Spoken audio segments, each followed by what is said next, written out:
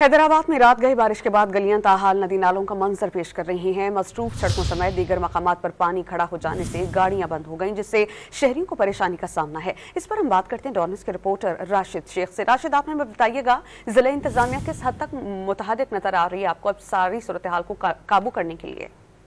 जी बिल्कुल, जो हैदराबाद के मुख्तलिफ इलाके जिसमें लतीफाबाद हो गया, हुसैनाबाद हो गया और ये मौलाना कदम समेत दीगर मुख्तलिफ मकामात में सड़कों पे जो है वो 2 से 3 फीट पानी जो है बरसात में खड़ा है। बरसात जो है वो कुछ ही घंटों की हुई थी, मगर ये पानी जो है वो 12 से 13 घंटे होने के बावजूद ही वासा की जानिब तक निकाला नहीं जा सका है।